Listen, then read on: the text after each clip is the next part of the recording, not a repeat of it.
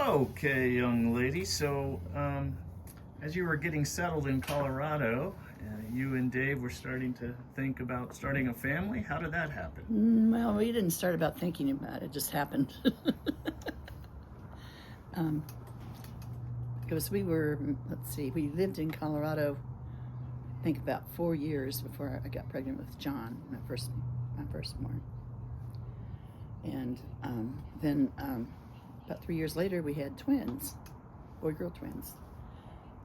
But of course and all the kids' names start with the letter J, including Jordan's and Jenny's. And there's some of my grandkids. Don't you dare! Name my good. So, two questions. Why did you name all your kids starting with the letter J? And how did it feel to become a mother? Those are the two questions. Okay. The letter J didn't even enter our mind to make everybody have a name that starts with the letter J. We just liked those names.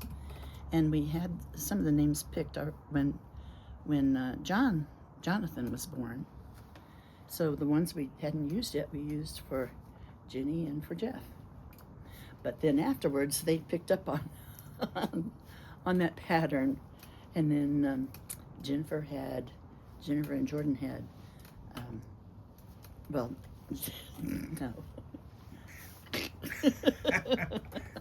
Dogs had, yeah. Started with the J because her name was Journey, because they went on a journey to find her. That's right. So we got Jalen, Jude, Justin, Chanel, Journey. You know all the J's. Yeah. Yep. And how did it feel when you became a mother? The first trip around with my firstborn was John, and it was great because John and I just had each other for 3 years before the twins were born.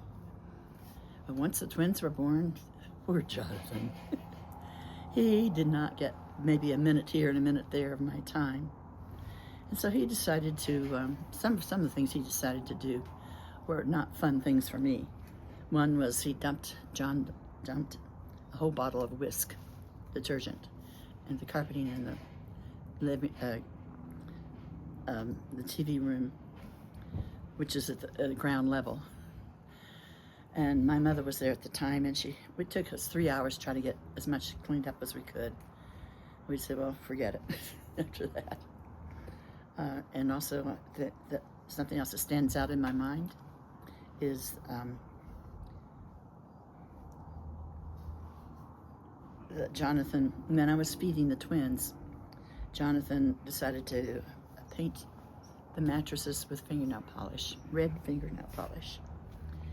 Luckily, the bed was stripped. It didn't have any sheets or blankets on it, so that wasn't too much of a damage at all. It was something fun to look at. But that reminds me, I did something similar when I was about 3 or 4 years old. My mother had a drop leaf dining room table, and when you drop the leaf down, it shows that the innards of the curve of the drops down. And so I decided that needed to be painted. So I took fingernail polish and painted Mother's good mahogany furniture with fingernail polish. And when the table leaves were up, it didn't show. And but I do remember that, because I probably got punished for that. But how does it feel to be a mom? Then the twins came along, and it was overwhelming. It was totally overwhelming. I didn't have time to even go to the bathroom sometimes. But I was happy. And Jonathan, before the twins came, Jonathan was the best baby you could ever want. As a matter of fact, my mother, when she came to visit for the first time when John was born, my mother said, is Jonathan okay? I haven't heard him cry. And then she gave him a bath by laying a towel down next to on the bathroom countertop and bathed him that way. And he started crying. He says, "Oh, I feel so much better."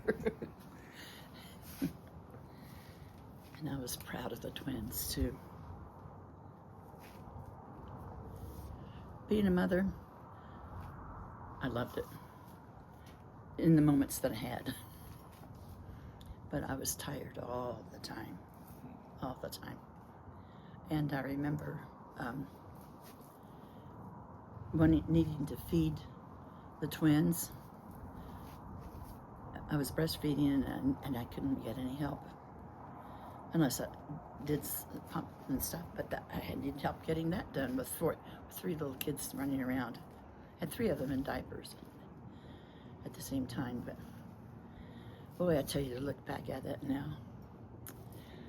it was wonderful. That was the reason why I was put on this earth, I think, is to be a good mama to some wonderful kids. What were some of your favorite things to do with the kids? Whether they were young kids or even when they got a little older? Well, when they were in elementary school age, they all were in sports of some kind. I mean, there were sports coming out everybody's ears. And with 3 kids going in each direction for soccer and baseball and football and those types of things, it was not a fun time trying to figure out who's going to go where with whom. And you didn't always get to see some of the games because of the division that you had to help out with and get everybody rides there. Because neighbors, we traded with neighbors, and it helped out a lot. What did they enjoy? Well, I know one thing that John did was he built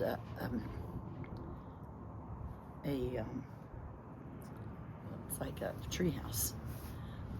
It was right at the intersection of Orchard and Buckley, sort of in that area. And there were a lot of twigs and some dead limbs and things like that. And they found some boards, and John and one of his buddies who lives up the street put this fort together. I think it was very safe.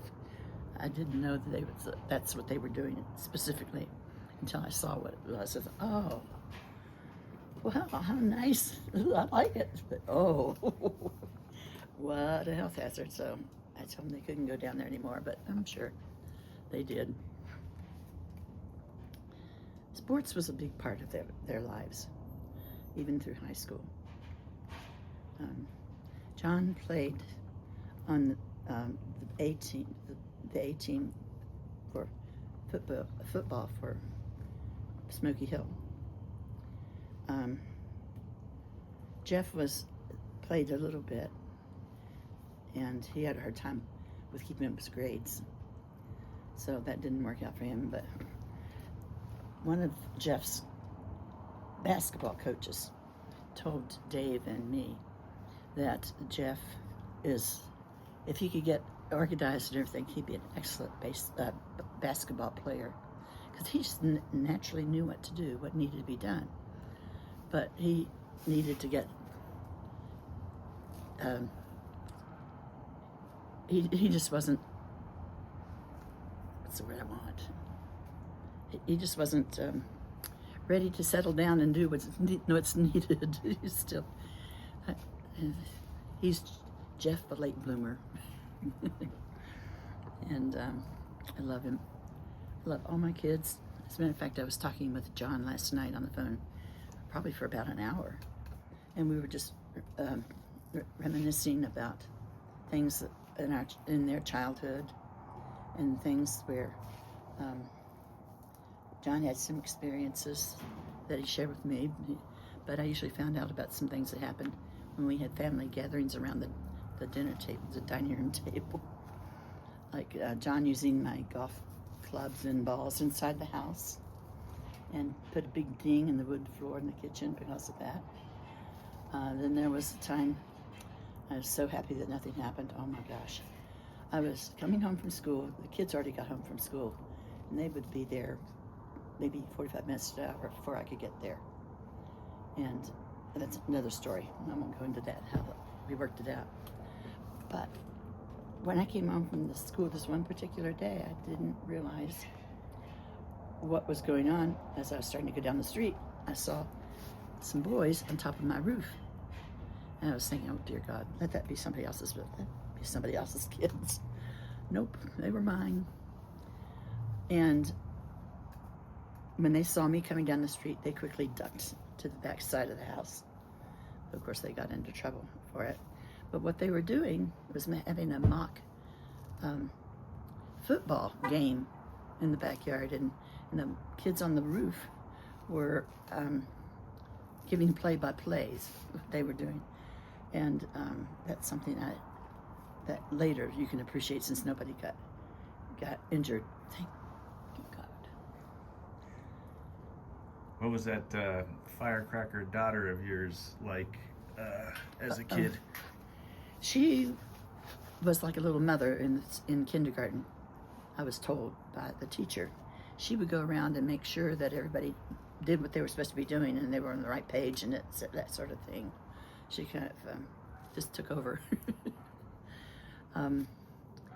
That told me that she is going to be a leader of some kind.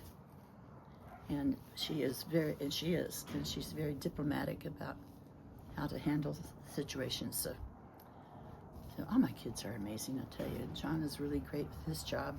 He's received several awards through his company for being the top construction boss with his company in the Denver area. And there he got another big award, which just a few handfuls of workers all across the nation got this award from the company. And it was based on the employee's opinion. It was their opinion, and it wasn't their boss's opinion, which makes it even think more valid. But the award was, real quickly, you got to go to New York City, which you'd never been to before, for 4 days. Everything, transportation there and back free, 5-star hotel, some certain amount of money for meals, $4,000 for spending money, and a nice trophy etched in crystal is with his name and all of that. And he took Janelle with him, of course, and they had a blast. I'm happy for them. And Jeff, he is one of the wittiest people I know, and it's all natural. It's not stuff that he hears other people say and he retells them. These are incidents that he concocts in his mind, and it just keeps us laughing. He's a very, very bright kid, I think.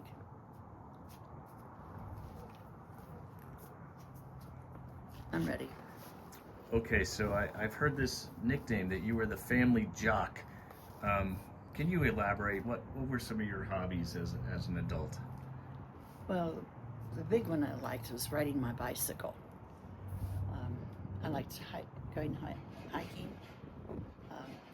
I loved being in the outdoors. And I didn't realize how much I loved bicycling until I got on a bicycle. And then I would take these long rides. The longest ride I had in any one day was 75 miles. And I was pooped. But I turned around and did 35 more miles the next day. And then I think I hurt for about 2 to 3 days. But when I would get on that bicycle, I would say to myself, why didn't I get on this bicycle sooner? Because I just loved it. I loved the things that I ran across and saw and experienced. I liked what it was getting my body in shape. I was feeling good, and I just really did like it. And I would take the kids camping sometimes. I was dating a fella one of those times, and I'll never forget this one incident. We all went camping together this one particular weekend. And we had bought some really good steaks. That's what we thought. We were going to grill them over the fire for dinner that night. And we did that, and each of us took a bite and said, good. But the guy, whose name is Dana, took a bite, and he was going, and we were all talking about how good our steaks are, and we asked Dana how his steak was, and he said, well, mine's pretty tough. He couldn't even chew it to swallow it. That's how tough it was. So he must have gotten the piece of meat right between the forehead, right between the eyes on the forehead. I would go bicycling up the mountains with Dana, oftentimes when it was my turn to not have the kids for the weekend. And we did some camping and some bicycle riding up there.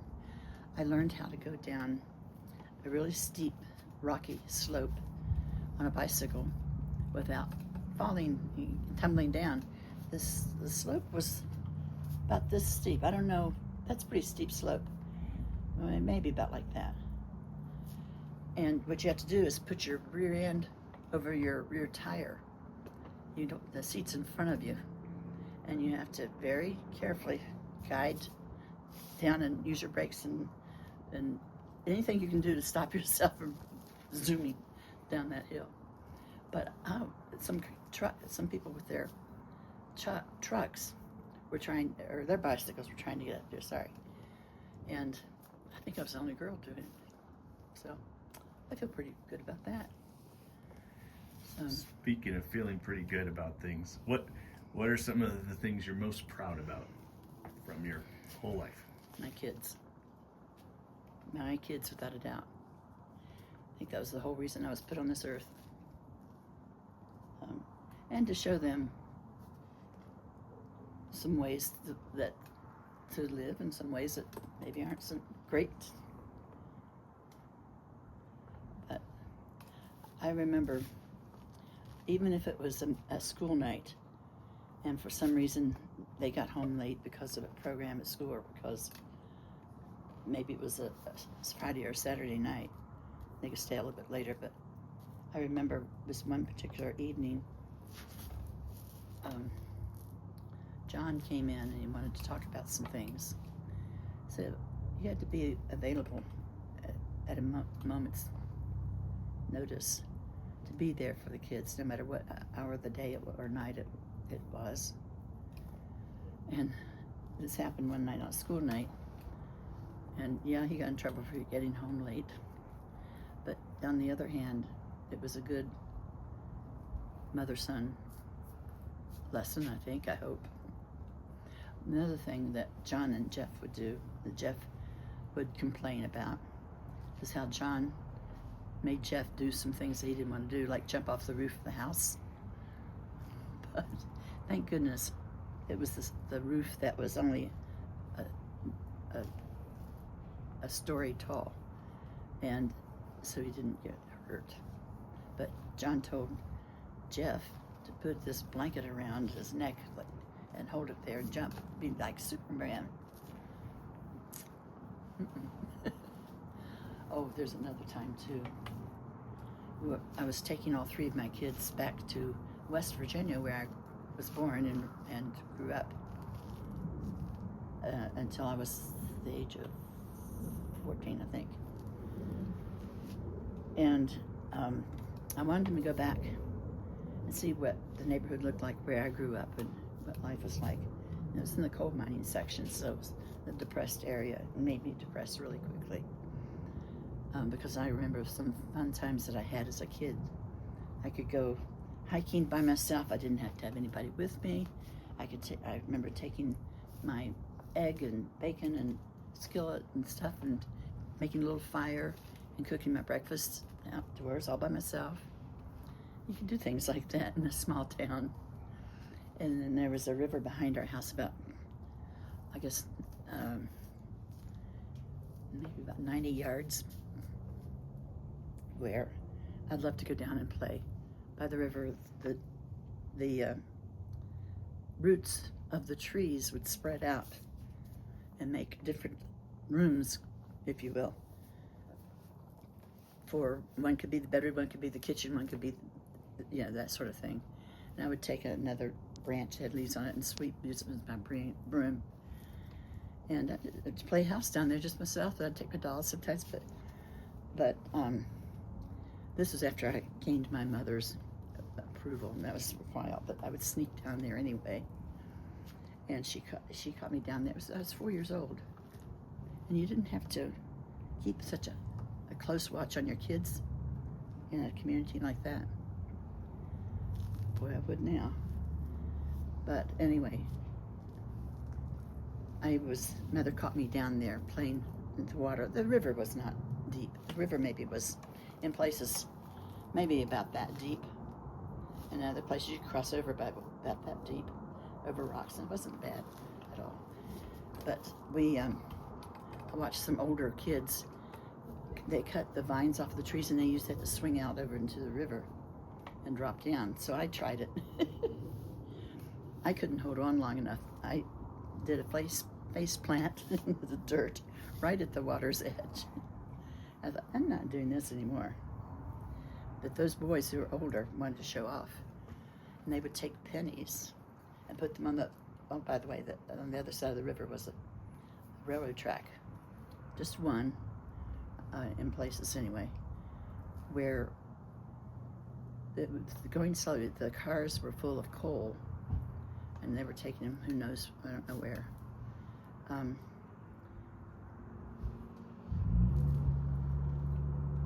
But those boys would take pennies and say, watch this, and they put a penny on top. Maybe I shouldn't be saying this and give anybody ideas. They put a penny on top of the railroad track, the metal. And when the train came, it was going at slow speed, but when the train came, it would smash that penny to be really just flat. And then some of those boys did something very, very dangerous. And that was when the train was moving slowly. They wanted to show off. And they would quickly get underneath the train as it was, and the train would go right over top of them. I know. Whoa. That was another time that some bottoms were a little redder. But it was a great place growing up. I do remember looking up at the sky, because we lived in a hollow, I don't know, hollow meaning a road that maybe wasn't paved, maybe it was paved, but it was a narrow road, and not too many people lived up this hollow, but you could go up the hollow and get back in the wooded area. And our next door neighbor, Paul Beard, was a hunter and a fisherman, and he would love to hunt and fish, and every time he'd go, he'd bring back some squirrel or some really good fish that my father liked to have fried in butter. He said that's the only way to eat fish.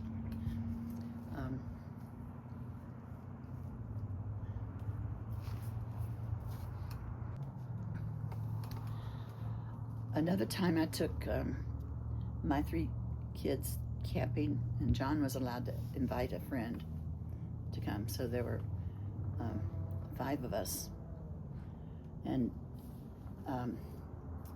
we loaded up my car with all the gear and everything and all the bodies, which were just 5, but just my 3 kids and John's friend and me.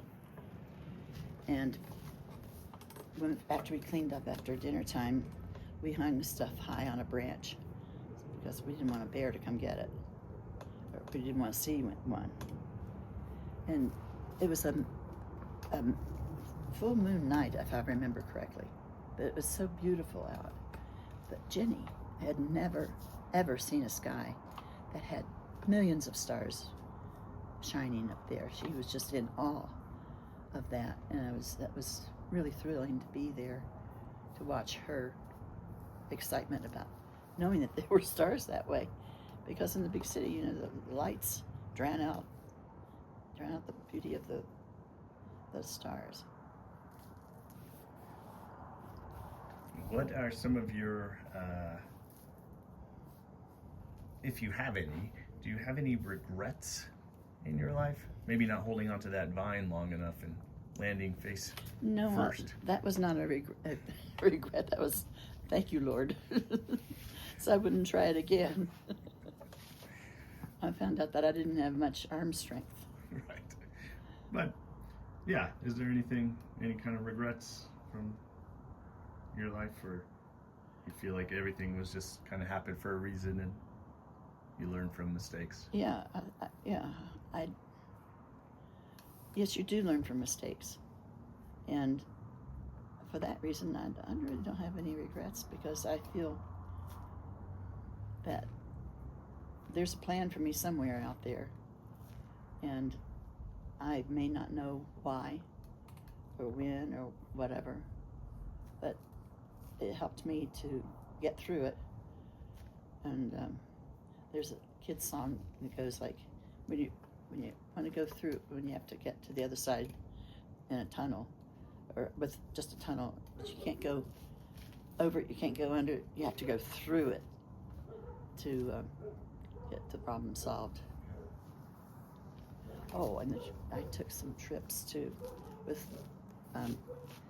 Kathy Hawks and with Ann Leishak. I went with Kathy to Alaska, which was absolutely fabulous. We took both the land and the Inside Passage trip,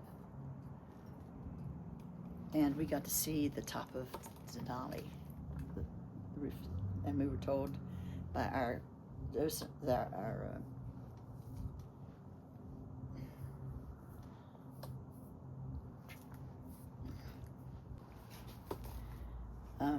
my trip to Alaska was fabulous. I went with my friend Kathy Hawks, and we shared a small room, and had a good time on the ship. She loved to go to the slot machines and things like that.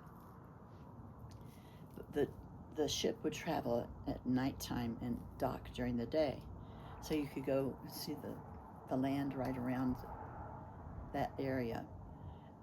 You couldn't get there by car because they don't have roads that go in to all of those little towns along the Inside Passage. And one of the days, I think the second day we were on the trip, Kathy got sick and with stomach problems. And as a result, prior to the June of that year, we went in August, but prior to June of that year, the rule was on the ships that your person you're sharing the room with gets ill like that, you're quarantined for 2 or 3 days. And Kathy got ill, so she had to be quarantined. But because of the rule changed 2 or 3 months earlier than that, when we were there, I lucked out because I was still able to leave my cabin and go do those short trips. But Kathy enjoyed being waited on and being there and watching movies. I could go get movies for her from the captain or whoever was in charge. And she loved going to dinner with the people that were assigned to our table. And I loved everything about it. The beauty, we saw whales breaching, I think that's the term, right? And those little cute little sea otters. They lie on their bellies and they just go, and they have a little baby, maybe another might have a little baby on it. But the thing that I was amazed at, I had never seen ice as blue could be, and different shades of blue. I didn't know that the more compact the ice particles are, the bluer the ice is, and the harder it is. And that was fun to watch too. And I loved walking on the deck at night. Kathy was an early bird going to bed person, and I'm a night owl. So I go walk around, and I was leaning against the railing of the walkway that goes all around the boat. I don't know what the term is for that. And I was hearing the boat or the ship cutting through the water, and how loud that was. And I was thinking, boy, if I were riding a movie, I can see why they would put somebody on the edge of that railing and somebody come along and shove them into the water. Because I thought, oh my gosh, that could happen to me. So I didn't stay there too much longer because nobody else was on the deck. But that was but we had a wonderful train ride with curved glass over top, and the meals that we had on board the train, and when we got to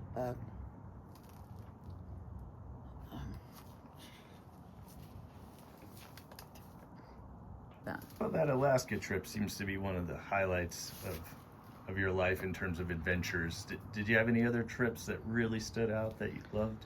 oh yes, to Machu Picchu. When I was a little girl studying geography in fourth grade, I think it was, we had this picture of Machu Picchu in the book. And I thought, I want to go there someday. It looks really neat.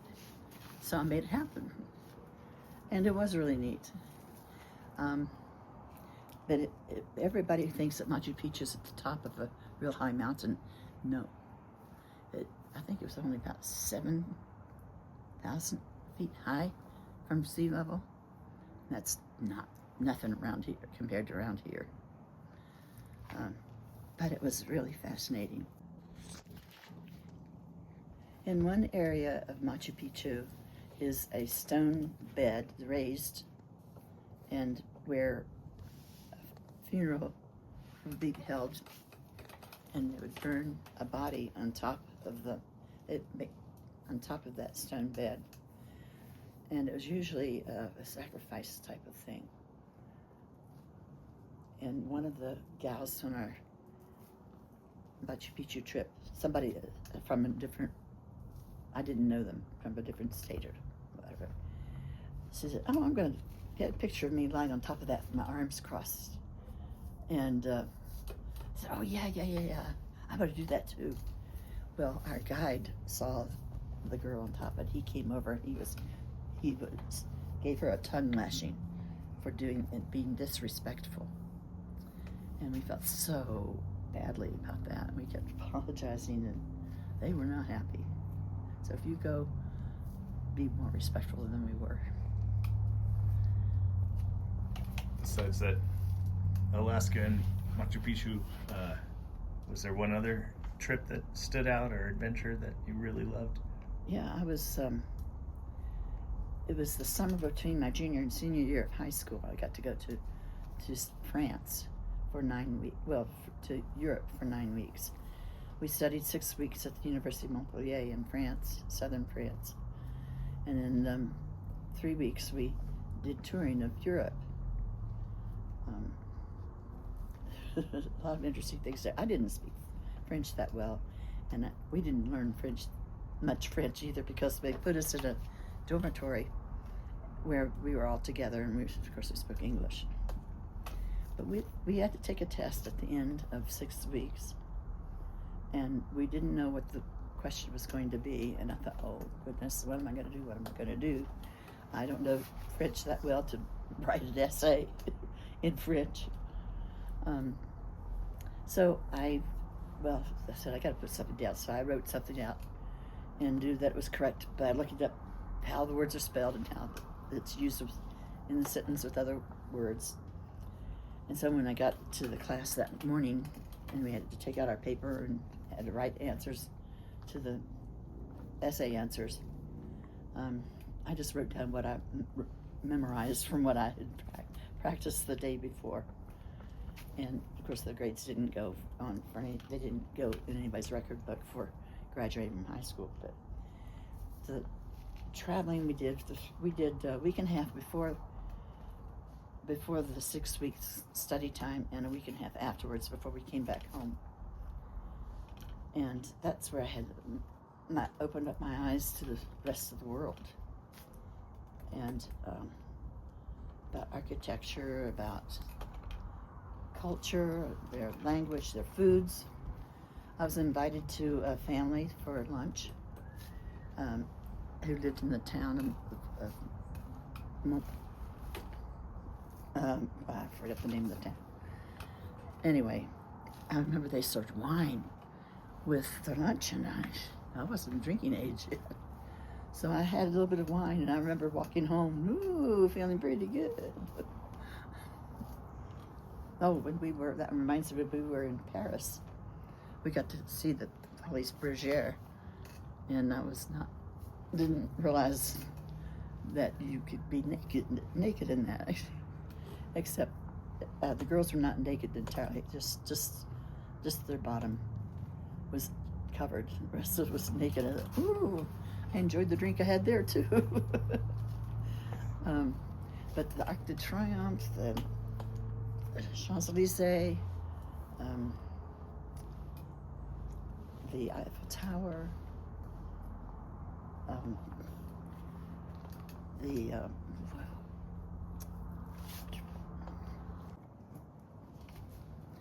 and even got to see Notre Dame, the cathedral that burned to the ground about 5-6 years ago, I believe. And it really hit home when that actually happened, because I had been there and had been inside and saw that beautiful cathedral. One thing that I'm going to go back to, the classroom where we had that morning class. We'd have morning class and have afternoon free time, or afternoon tourist time. And that was a lot of fun, but we had to take this test that I was telling you about earlier. And the professor who gave the lectures, he loved to wear these shirts. They had little cartoon natives running around with their spears in their hands. And he found out that I was a stamp saver, and another girl in the group was a stamp saver, and he was a stamp saver. So he invited the other girl and me to his office to show us his stamp collection. And when we got in the office, it's just a really teeny tiny closet type of office. But he had books stacked up like this. They had books in the shelves all around, everywhere. And over in the corner were all these shirts that he'd been wearing during the lecture time. And I don't think they were washed. They were just dirty and dropped them. I thought that was funny. I was wondering about your teaching career. What did you love most about teaching? Working directly with the kids. Interestingly, when I first started teaching, I remember crying several times, thinking, "Oh Lordy, I think I'm going down the wrong path. I've spent all this time and money for my diploma and stuff." Then I started having children of my own, and afterwards I went back to teaching, and I found out that I absolutely love it. I'm in the right place, and I still feel that way, even though that it is so hard these days for teachers. It's hard for everybody too, but I loved it. I loved it. What's your advice for your children and grandchildren about life? What would you say?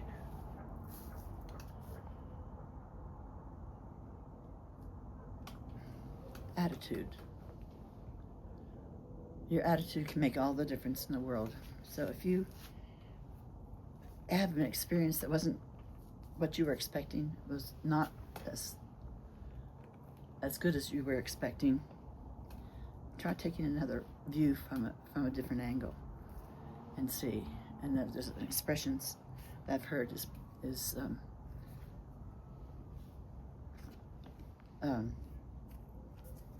thrive where you're planted, or something like that. I always think of daisies.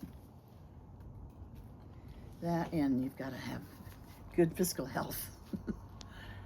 And you've got to be strong and understanding at the same time. And just love those kids and help them wherever you can. Stay close contact with the parents, because it does take a village, I think, to raise kids. And oh, there's so much more I could say and talk. So come and see me someday and ask me some questions, and I'll be happy to continue this conversation. So for now, over and out. Over now.